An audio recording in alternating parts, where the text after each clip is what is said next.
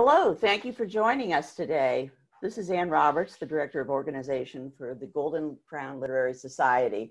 I want to welcome you to the 2020 GCLS Virtual Con and today's panel, Creating Our Culture.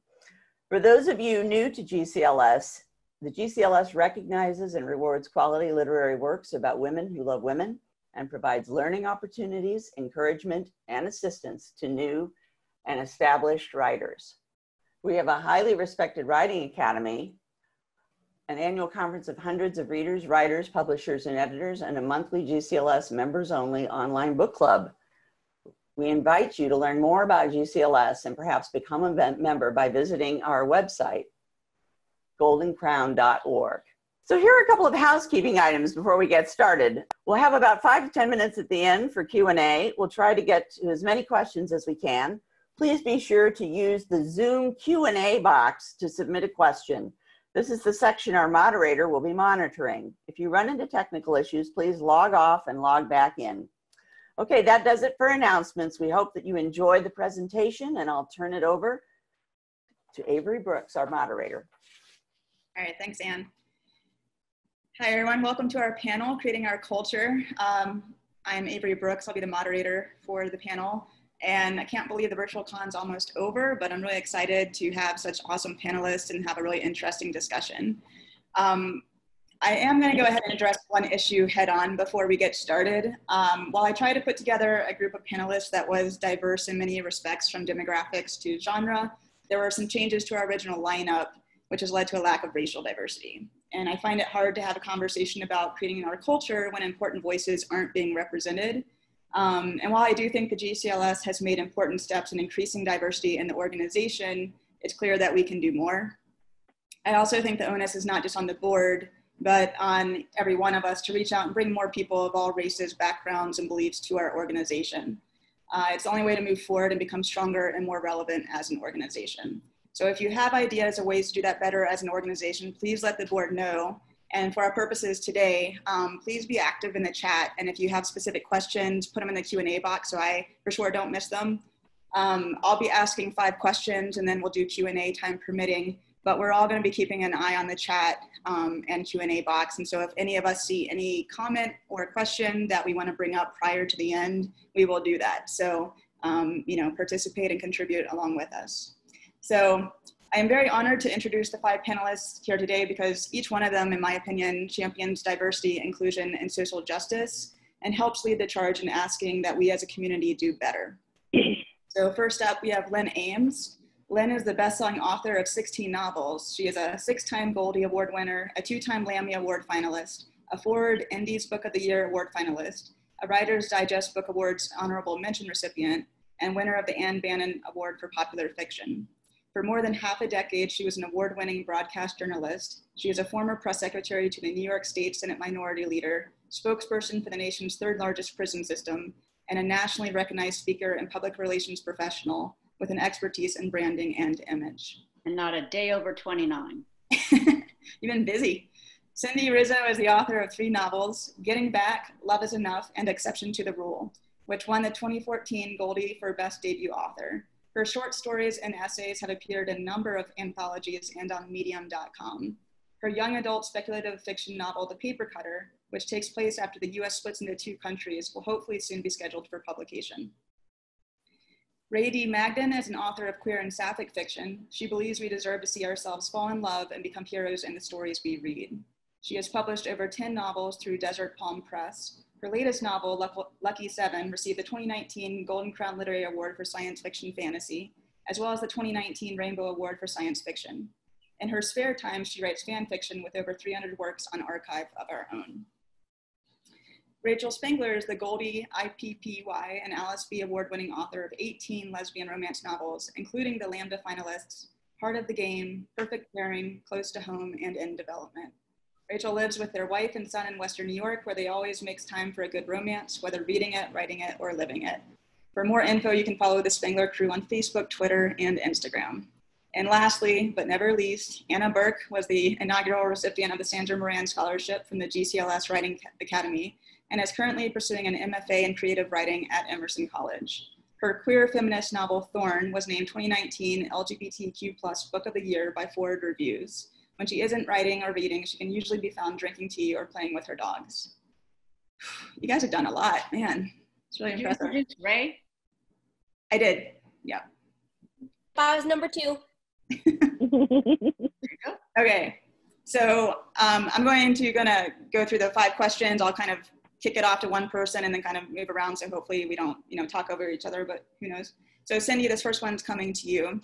Writers use language as our medium, and language is changing fast. Which culture are we creating? Is lesbic an inaccurate label or too narrow? Women loving women?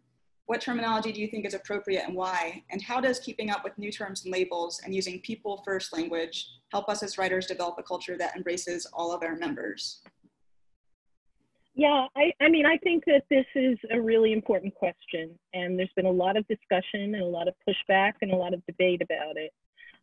Where I fall in that conversation is feeling like we need to be more expansive. As someone who identifies proudly as a lesbian and is fine with the term lesbic, it's not all about me. It's about our community, and it's about all generations of women who are romantically or sexually involved with other women, and that includes trans women in my definition. And so I feel like being as inclusive as possible is really important. I think that we want to use language and terms and identities that are broadly inclusive, because that is where things are going in terms of how younger generations see themselves, and how they talk about themselves. And I think not just how we talk about literature, but the literature itself has to embrace it as well. Thank you. Rachel, would you like to add to that? Yeah, I agree with Cindy 110% there. I don't feel the need to restate what she said, but I would add that I think a lot of people feel that if we add more labels, we're somehow denying the older ones. And I think that it's really important that everyone is able to identify as how they identify. I think that you can identify as a lesbian and someone else can identify as queer, and neither one of those have to be in conflict with each other. Neither one of them should be in conflict with each other. Someone else taking on a new label doesn't invalidate the old one. It just means that when we look at our larger umbrella terms, we are as inclusive as many personal identities as we possibly can be. It's not about how you want to identify or about how I want to identify. It's just that when we talk about labels that encompass us, all of us, collective us, that those overarching labels really welcome the full expanse of us. Okay, Len? Labels in general are so limiting. And I think that one of the reasons we all like labels is because it allows us a degree of comfort, maybe, comfort in knowing where we fit. And the answer is we all fit. So the use of language is critical, but the use of labels to me is limiting. I mean, we have to include everybody, and in including everybody, we use descriptors, not necessarily labels. And I make a small distinction between what is a label and what is a descriptor, because, obviously I could describe myself as being a brunette with hazel eyes, which took me until I was 40 to figure out that they were hazel, but that's another story for another day. But the bottom line is that's a descriptor. I think for a long time early on, lesbians were fighting so hard to be identified in their own right, and so ostracized and left out of everything, that to them, and I'm talking, back in the 60s and 70s, it was freeing for them to claim their identity, to claim their label, and to hold on to that with everything they had. The difficulty became that in holding on to it, they excluded other people, other possibilities. And, to me, that's like a bridge way too far. I'm with Cindy and Rach. I think, you have to be able to include everyone and use the language that includes everyone. But I'm also, trying to work around and figure out how we use descriptors without limiting ourselves with the labels that we choose. Because to me, if I include 10 labels and I miss an 11th, then I'm missing somebody who belongs in the conversation. Mm-hmm. If that makes any sense. Yeah, thank you. Anna, do you want to add anything? Yeah, so I agree with things that have been said, and one of the things that I find most exciting about language, and as a writer, I get to experience this excitement every day, is that we can grow and change. And now that we are in a slightly more open world, right? I mean, we're finally able to have these conversations in a way that, it is very different, I think, from what previous generations have had to fight for. And so, I think it's incredible that we are where we are. And I don't think that, I think something that gets, and I understand why this happens, but it's easy to feel like things are being taken away. We all inherently often don't react positively to change, but we had this opportunity to explore how language can change to fully reflect us. And part of that process is going to be uncomfortable. And part of that process is very much an exploration. And we're not there yet. And I think it's really cool that we get to be a part of that. All right, thank you. Ray, any thoughts on the matter? Well, yes, as a bisexual woman, I do have some thoughts. I think, first of all, I do understand how empowering and important the label lesbian is, because I identified as a lesbian for about a decade before I changed my label to bisexual. I don't know how many of you know my history, but basically I got married to a childhood sweetheart who turned out to be a trans man. So when he came out as trans, I had to reevaluate my lesbian label, and I settled eventually on queer. Sometimes I use bisexual as well. And when I was growing up, especially as a teenager, I underwent conversion therapy, and lesbian was my shield. Lesbian protected me. There are things you feel as a lesbian, like an alienation from just the world at large, because everyone assumes you're attracted to men. And I understand that very deeply, because I'm not attracted to other men aside from my partners. But at the same time, lots of people assume that because bisexual women can be attracted to multiple genders, that our love for women is lesser. And that just isn't true. Our love and romantic attraction to women is just as strong as anyone else who's attracted to women. And sometimes I feel like there is a small contingent of lesbians who don't understand that, because, well, maybe it's because they were like me and they used lesbian as a shield against a hostile world. But at the end of the day, we're all just trying to build a community that's supportive for all of us. And we have to look past our own life experiences and put ourselves in another person's shoes a little bit. And as writers, that should be what we're good at. And as readers too, that should be what we're good at. We've had lots of practice. So I think that using more inclusive terminology, graphic and queer and women loving women, it certainly makes me feel more included, because it was a struggle to change my label to bisexual. It was very hard. I was ashamed. So those little gestures are not so little, and they really help.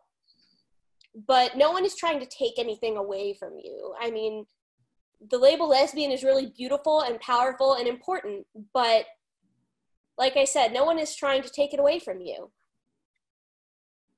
And we all just want to meet on some common ground and share our experiences of being in a marginalized community that loves women. So that's what I have to say on the topic. All right, thank you. I'm going to add one question just from the Q&A box. Cynthia Spur said, I don't like labels as they are often used to divide people and create animosity. Is there another way to identify with each other without using labels? Does anyone want to jump in on that? It's a tough one. You know, Well, again, I think that, sorry, go ahead. no, you go. No, it was me not muting. Cindy? I was just going to say, I think people have different feelings about this idea.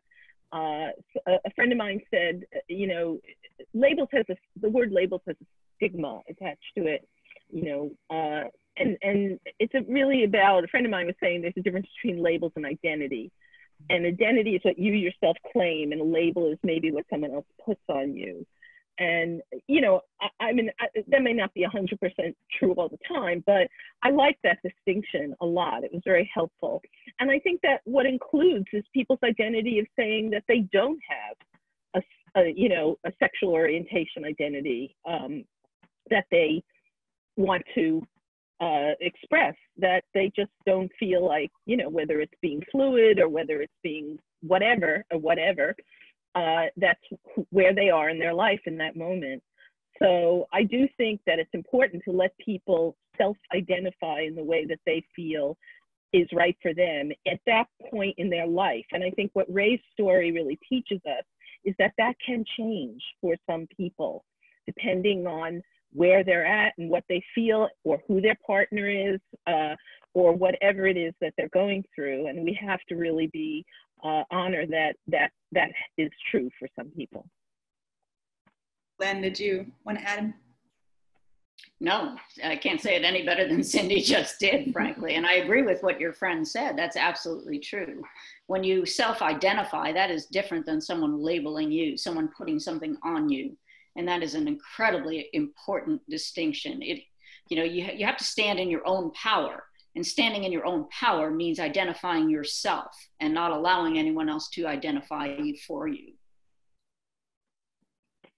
Okay, I'm gonna move on to the next question unless anybody wants to jump in on that one. Okay, so Len, I'll have you answer this one first. What themes, details, experiences, or ideas are important for you as a writer to express regarding our culture? And do you find it important to use writing as an avenue to open minds about politics or social justice issues? Gee, I don't know. I might just have written a book about that called 46, which is about the next president of the United States that might have something to do with politics minutely, you know. So yes, I do think that it's incredibly important to address these issues. It's not always easy because, you know, as we've been saying, we're not all of us of a hive mind necessarily. We don't all fall in the same place on the spectrum. And all of our politics don't fall in the exact same place on the spectrum. And that's okay, but we have to be able to have discussions about it, to open minds and hearts about it. And you know, it's not just a matter of contemporary fiction, it's a matter of historical fiction. It's a matter of writing ourselves back into history where we've been erased before. And I think it's vitally important to educate on these topics because, you know, I recognize I write in several genres and history is one of them. And I will tell you that I recognize when I write historical fiction that, you know, what I am writing may be the only exposure a reader has to that involvement in history, to our involvement in history. Because the things that I've been writing about, frankly, I was a history major in college and I never heard about, not once in my education. And that is appalling to me. And I feel it incumbent upon myself to, you know, open those doors and to rewrite us back into history where we've always been. And in a contemporary sense, I mean, again, it's about erasure. It's very easy to try to marginalize or erase. And I think that part of being an activist, in a sense, is having the voice that other people can't have and presenting it in a way that people can claim themselves in what we write. And I think that in, you know, adding in social justice issues and political issues and rewriting us into history, all of these things that we're doing will build, you know, a library for the future. You know, when we look back at fiction of our past, we look at that as our past. It's kind of, it informs society, you know, how it was. And in some senses, we're chroniclers of that. And in some cases, we're forerunners of that, you know. And I think that both positions are equally important, but I absolutely think that it's incumbent upon us, not on everyone. I mean, everybody writes something different. But for me personally, I feel like it's incredibly important for me to address these things and to give us a framework, if you will, for where we are and where we're going and where we've been. All right, thank you. Ray, you want to chime in on that one? Yes, I definitely have some thoughts about this topic.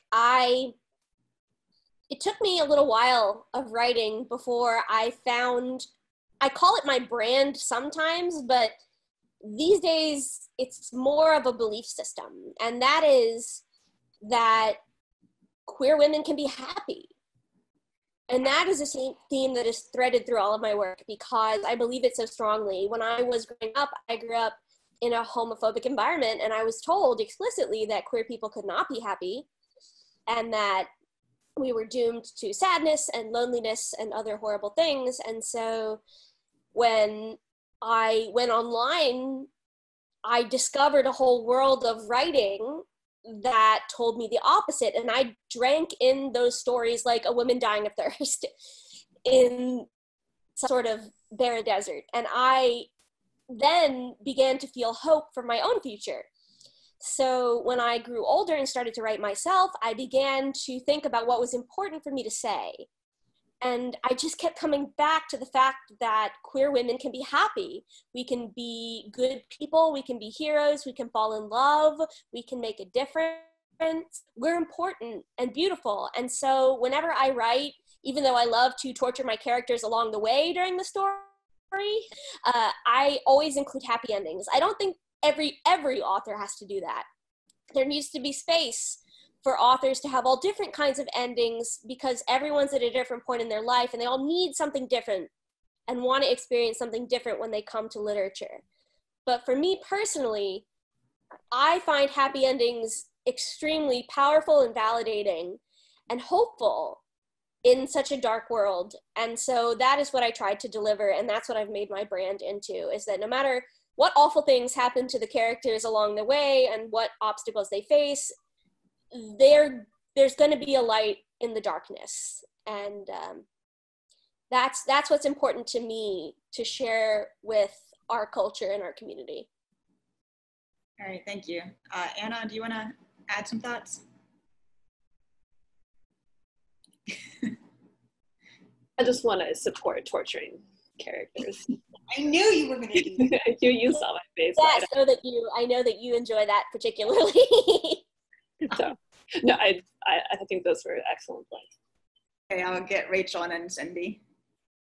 Yeah, no, I agree that I think perhaps it seems less so today because of the progress we've made, but I still believe that queer lives are inherently political. And I think the blowback we've seen in the last few years proves that any sort of experiences we had to the contrary may have lulled us into a false sense of security. And I agree with Ray. I would go even a step further, that showing queer people as being happy is revolutionary still. It is still a type of revolt against the status quo. When you look at the types of queer stories that get mainstream press, that get mainstream appreciation. I actually used to do a PowerPoint where I would run through a series of movie covers and with students and say, did you see this movie? Did you see this movie? Did you see this movie? And then I would say, how many of them are dead at the end? And they would always have this moment of like, shit. So I think that showing queer people as being happy and thriving is absolutely still a transgressive act in a lot of circles. But beyond that, I think that it's important for us to also push into other stories that help broaden what we perceive as the queer experience.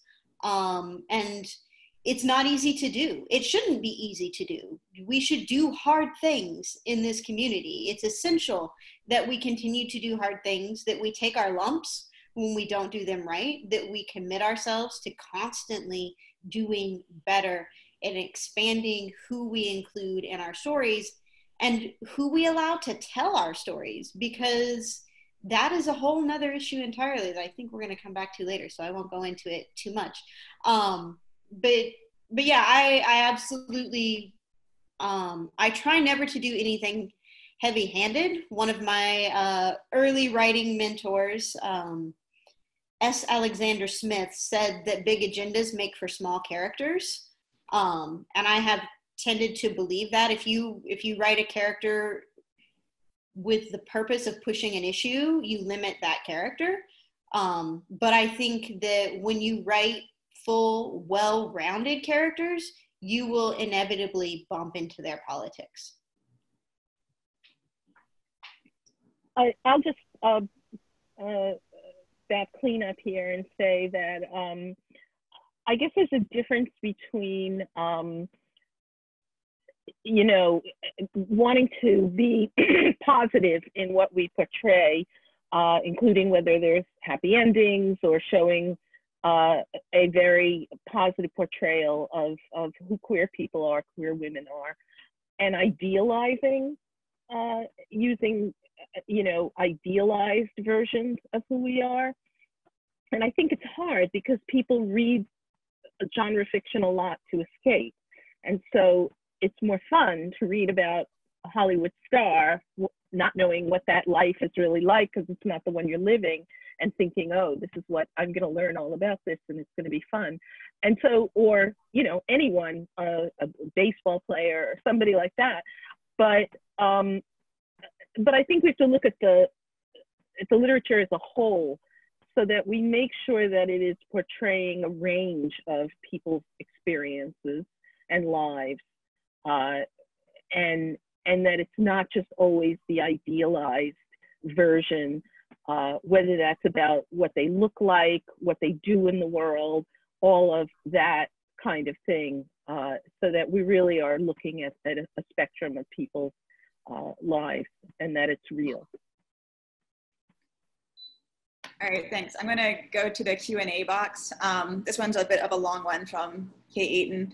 In the recent long overdue push for more own voices stories, for more diversity and inclusion, how far should own voices writing go when it comes to writing your novels? I know writers try to be careful writing other races, religions, disabilities in their own, using sensitivity readers, etc. What do you think the importance should be in also writing various gender and sexualities the same way? Before writing a bi, trans, gender fluid, etc., if it's outside your identity, how important is it for writers to get sensitivity readers in those instances? Ray? So I think own voices, first of all, is very important. But if you're going to write outside a group that is not your own, you need to do three things. First of all, you need to research extensively. And that doesn't just include pestering your friends because they have lives too. That includes going online and reading a whole bunch.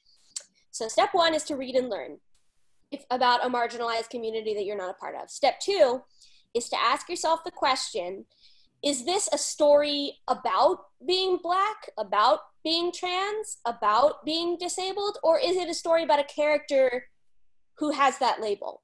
I think there is a difference when you are trying to write what is it like to be trans story when you're cis, than to write a story that happens to have a trans character.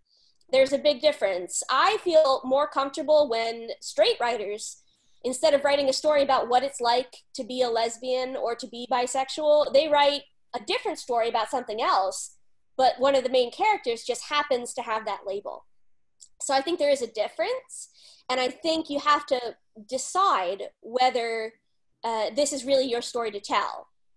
And then the third thing you have to do is, if you write about a marginalized community that you're not part of, you have to go and read books by that marginalized community that are own voices, and then you have to share them with your friends and your followers. Because it is often very hard when you're a marginalized author, as we all know, as queer women, that it's often very hard to get word beyond our own little gated community. So you have to not just say, I have something to say about this topic, but you have to promote other voices who are doing own voices. So those are the three steps in my experience. To one, do a lot of research, and two, ask yourself, is this someone else's story, or is it a story about a character with this label? And three, promote own voices works from that community as well. And also hire sensitivity readers and pay them. Len, yeah. Yeah, I think, you know, there is a distinction to be made between cultural appropriation and sensitivity.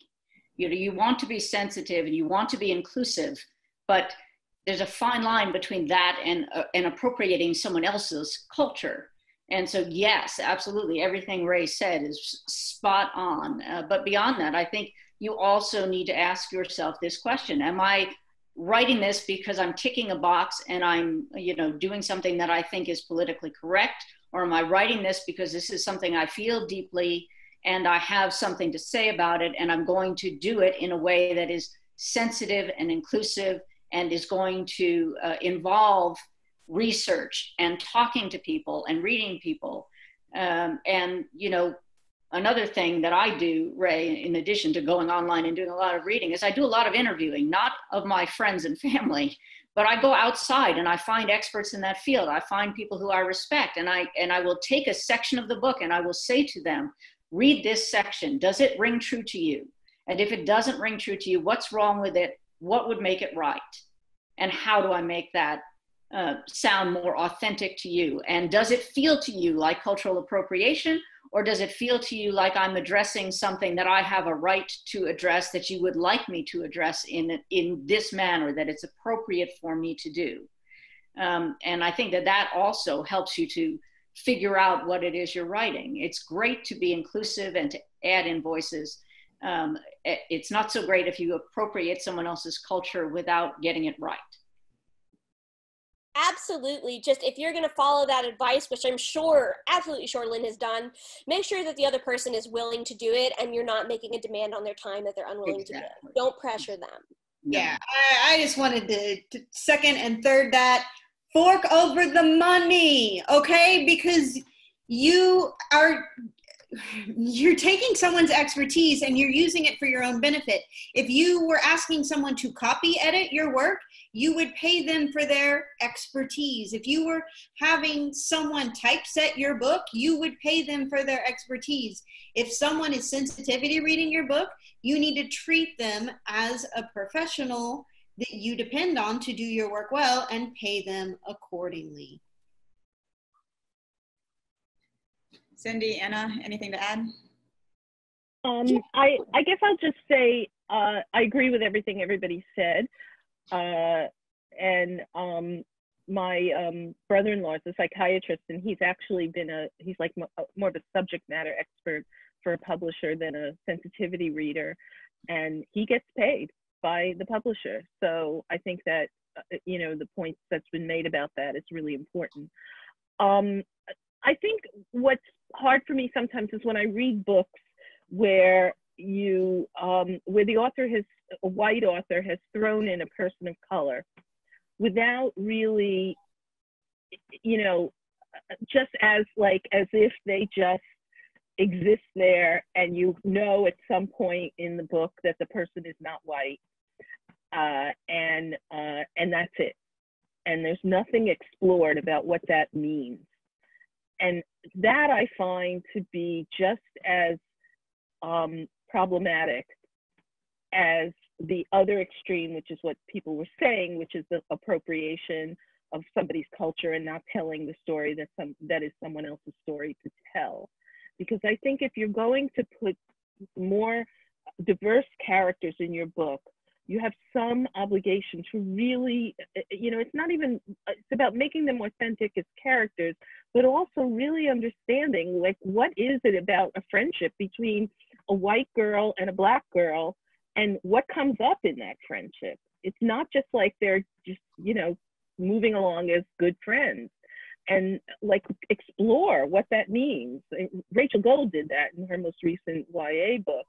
And I think that, and that was because that was the subject of that book. But even when it's not the subject of the book, I think we have to really think about it. I had a trans male character in my second book, and I really did try to get to some situation where he was going to his college reunion for the first time as a trans man. He had been in college as in his prior life as a woman and as a lesbian. And, you know, it wasn't just an easy thing. It happened. He went through a lot making that making that journey there. So I just think that we have to really just not just throw people into the books because we want to, you know, as Lynn was saying, because we think it's a politically correct thing to do, but to really explore what that means in that situation. Let me get Anna first, Ray, so she gets a chance to answer this. Well, it seems like Ray has a direct response, so I'm happy to wait a second. Okay.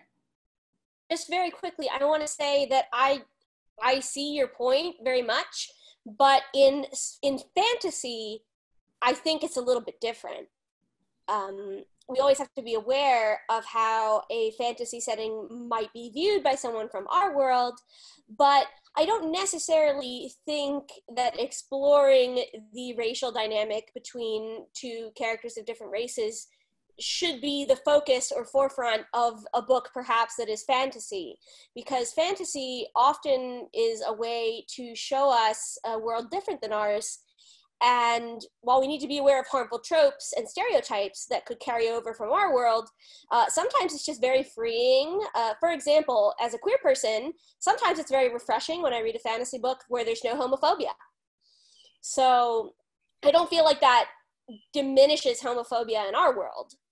So I think sometimes, not always, sometimes fantasy gets a pass on the just mentioning your character is part of a marginalized group. Anna?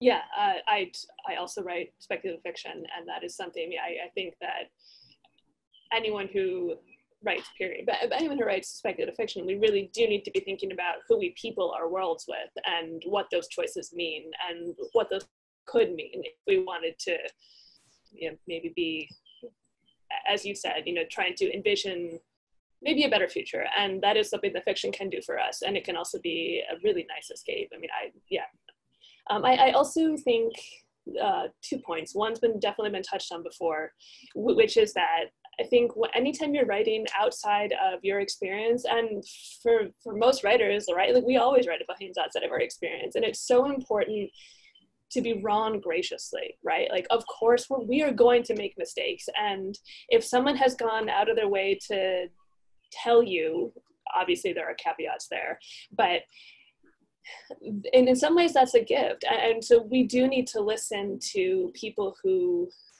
have come forward to say, you know, look, like this didn't ring true.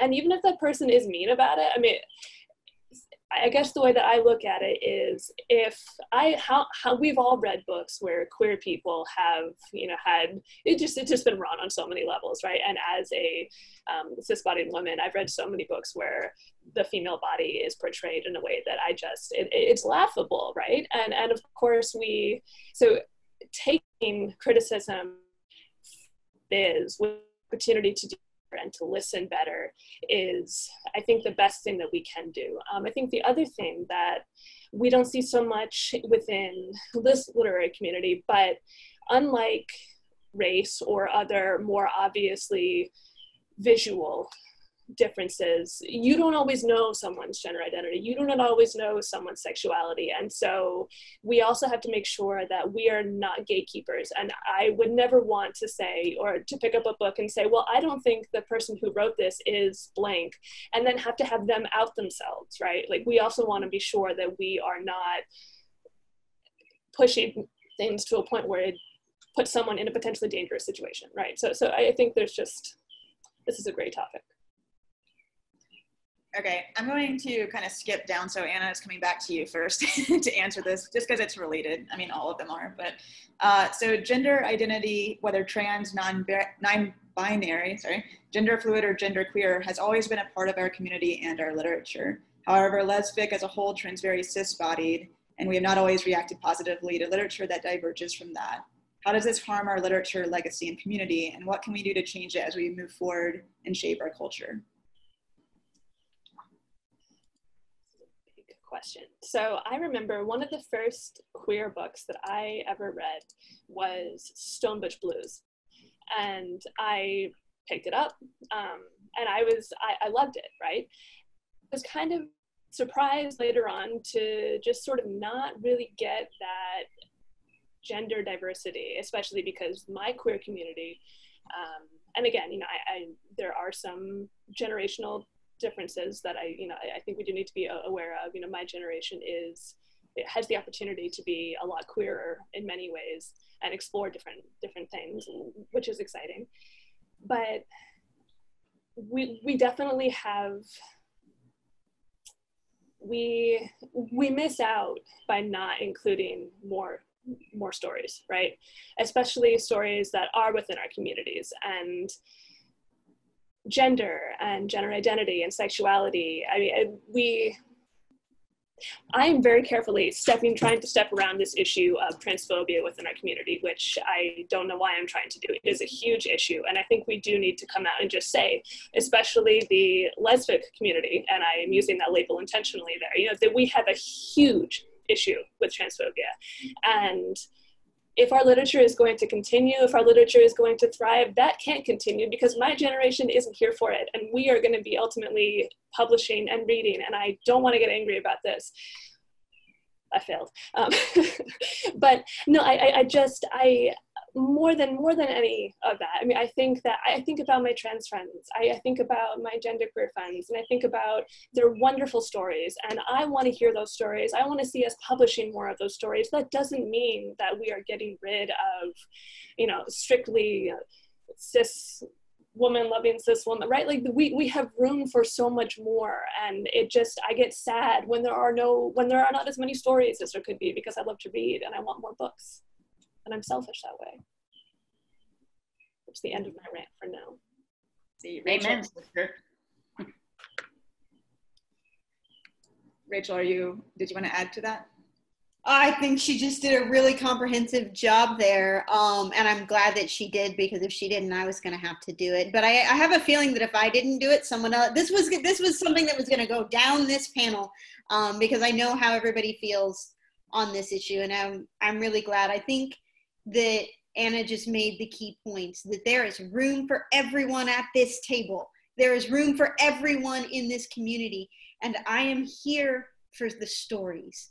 I joined this community because of the stories that we have to tell. And I want the best stories told by the best people, no matter where those individual people may fall on the spectrum that fits into our community. And it is a broad spectrum community. That is our strength. That is one of our very best qualities, is that we have the potential to have a breadth of knowledge and stories that we have not always welcomed into the lesbic community, into the GCLS community.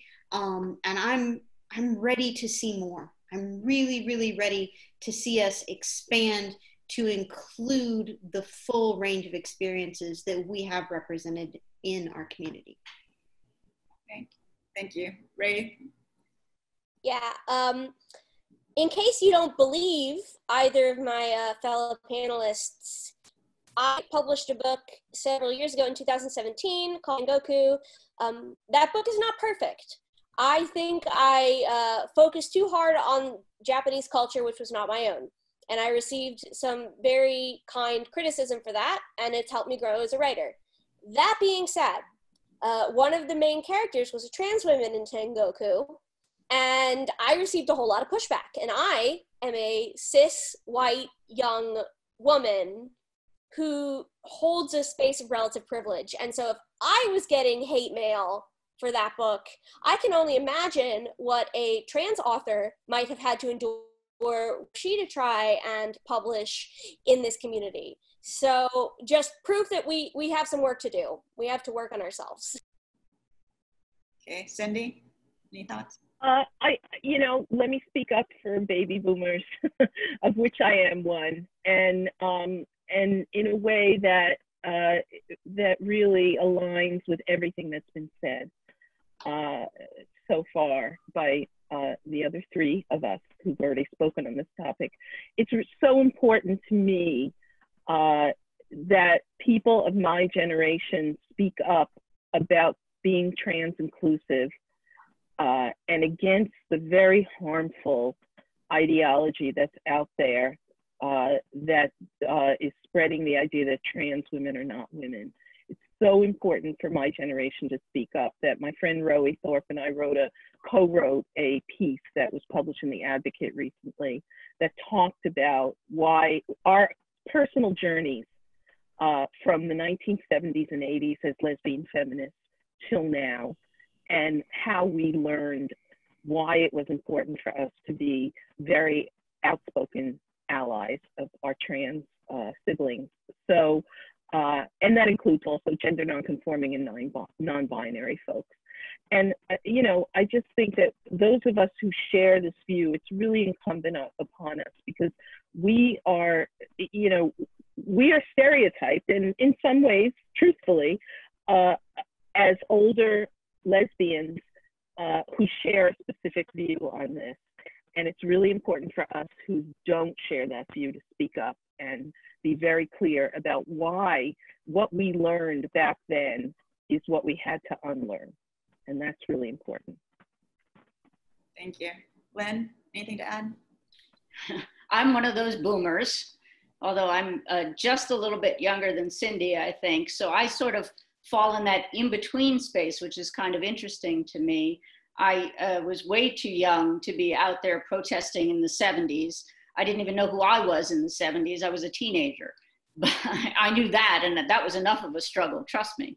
But I agree with, I absolutely vehemently will defend what Cindy said. It is incumbent upon people like me and people like Cindy and people of our generation to stand up and say, you know what, folks, you know, get over your bad old selves. The truth of the matter is this is a big tent, and there's room for all of us, and including everyone. Not only does not diminish us in any way, it expands us in every way. And there's so much more room for so many more voices, and I'm so excited to hear them and to lift them up. And here's another step for us, Cindy, and people of our generation, and that is not just to walk the talk, but to lift people up with us, to lift those voices up who can authentically tell these stories, and to make room for them and to create a protective shield around them to tell their stories authentically and originally and with their own voices, speaking of own voices, and to include those along with ours in the instances where it makes sense to cross over. You know, this is our mission. You know, this is why we do what we do. We do what we do to let people imagine and to help people to open themselves to new worlds and new possibilities. And for those of us of our generation, the boomer generation, who have never, you know, lived in a place or experienced those kinds of, you know, wonderful stories and rich lives, well, you know what? Open your eyes a little bit and pay attention. And for those people who don't want to read it, don't read it. That's your prerogative. It is always your prerogative not to read something that we write. I give you full permission not to read my stuff. That's great. But if you are open to listening and open to learning and opening to experience something that is in the real world beyond just your own little narrow space, here's your moment. Here's your time to do it. And here is our time to, you know, truly amplify those voices and make it possible for them to have the same stage and to share the stage with us, not just to share it with us, but to shine with us. Rant over. Ray, did you have something to add or no? No, okay. So Rachel, I'm gonna toss the next one to you.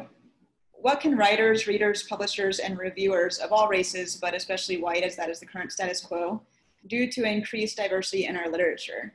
What have we done, consciously or not, that acts as gatekeeping for Black, Indigenous, people of color, recognizing this is an important part of dismantling it?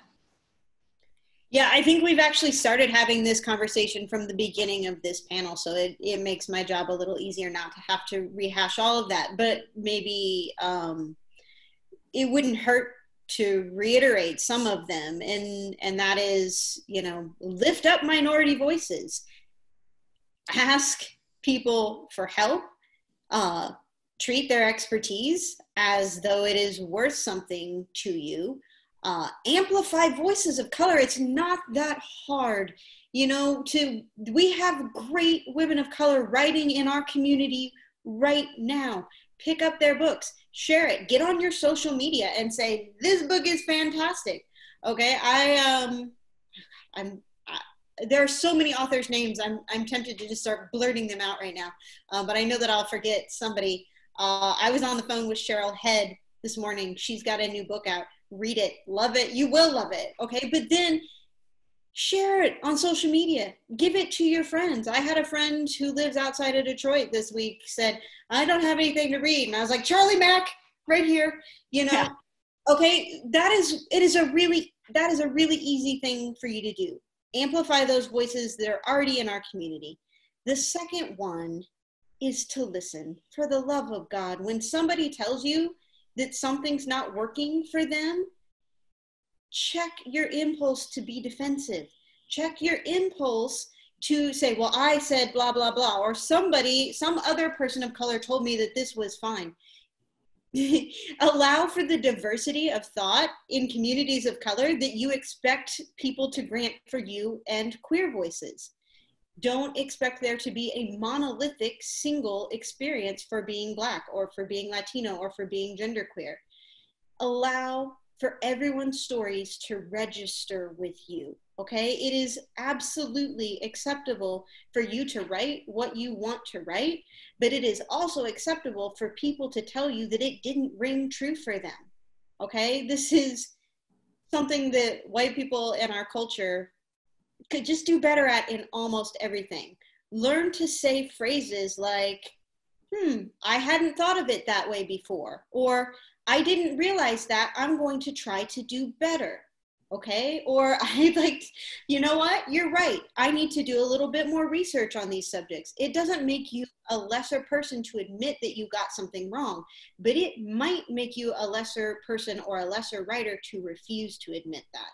Okay, I'm gonna step back because I know other people have things to say and I would go on for this all night, but these are not hard things for us to begin doing in our community and even importantly in our organizations, because once we begin to do these as a larger structure and not as individuals, I hope to God we will see those organizations begin to be more welcoming for those voices in the first place.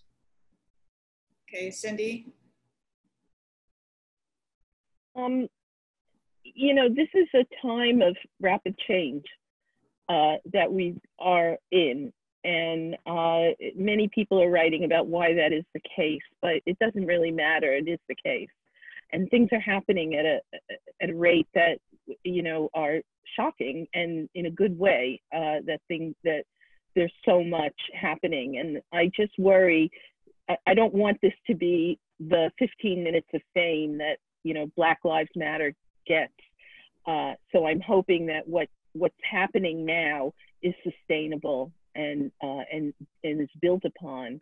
And I think that then translates into this situation and this context around the books that we're all talking about. And it's been nice to see some of the publishers come forward with statements and with offers and open calls to recruit or to bring on more writers of color. I think that that's good, and I hope to see those books that translate into real books at some point. I think you know, if you go on a website like Autostraddle, which is a queer women's website, you'll see they talk about a lot of books by queer women of color and about their experiences. So those books are out there. I don't know if they're all being published by mainstream publishers or other indie publishers, but they exist. And so I think that, you know, writers are out there. I think our publishers are beginning to understand how important this is and taking steps in that direction. And we just have to keep encouraging that and make sure that, you know, by the time the fall runs around, this hasn't run its course, because that's what we all, you know, worry about, because that's, you know, that's this country. That's what happens. Everything, you know, we had a 15-minute pandemic and now we have a 15-minute rebellion, and we don't want that. So we want the attention to remain on this, and so we need to keep, you know, advocating for making room for more women of color to have their work published. Anna, do you have any thoughts? You know I do. Yes, so I think there have been some great suggestions. And I think that two things that we can all do, regardless of who you are, is anytime you want to learn a new habit, right? It does take work, and we, just like our social media feeds reflect an echo chamber of our beliefs. If you want to read more diversely, make yourself, right? And then make yourself do it a few times, and then eventually you will probably discover that you are doing it naturally. And it's not, I did this experiment the other day, and I consider myself a fairly well-read person. And then I looked at my bookshelf. Now, granted, I'm in grad school, so my book buying budget is very small, but I looked at the books on my bookshelf that I owned. I looked at the books that I had taken out from the library recently, and I counted what percentage was by white authors, what percentage was by queer authors, and I was shocked that the breakdown was still what it was, and that was a wake-up call to me that I still needed to push myself to be doing more work, because we are funneled by society, right? And so we have to fight against that. And even if you are, what was I trying to say?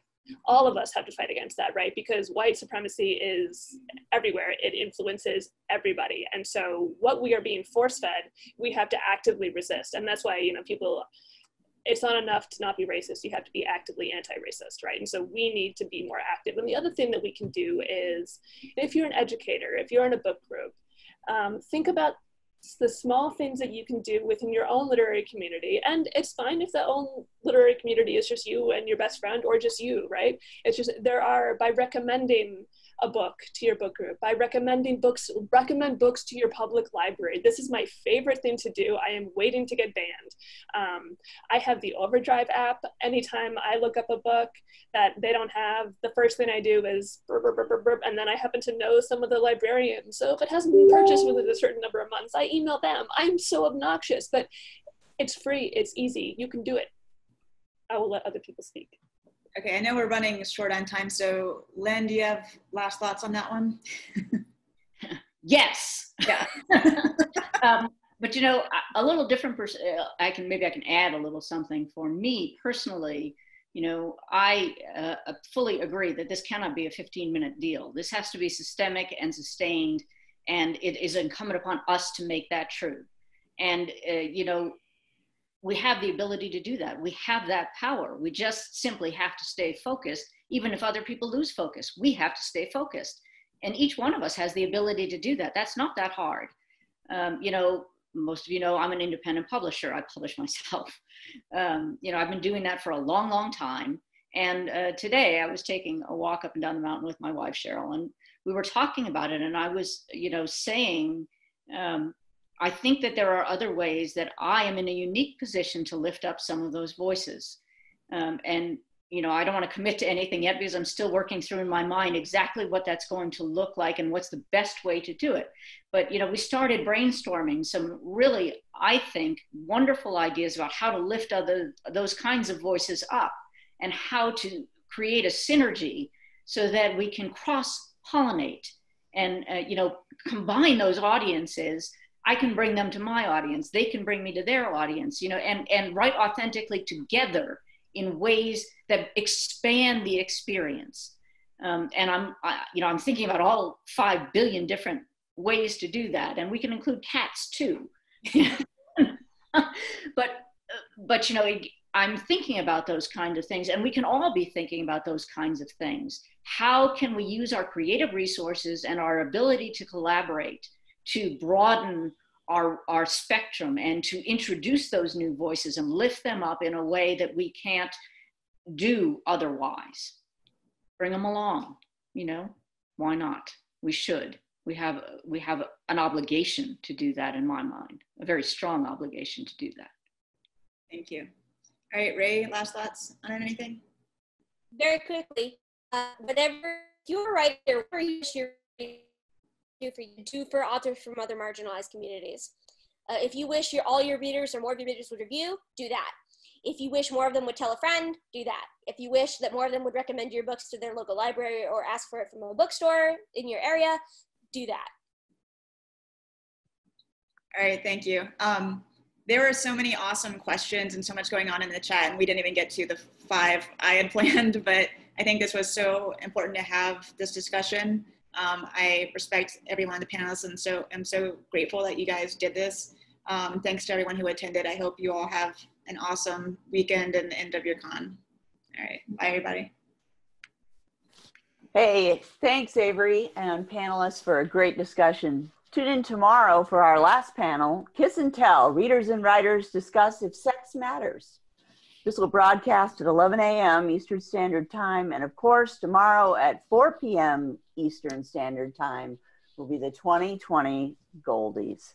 We hope you'll join us then. We thank you for joining us today. Stay safe and stay well. Goodbye, everybody. Bye. Bye. Be well.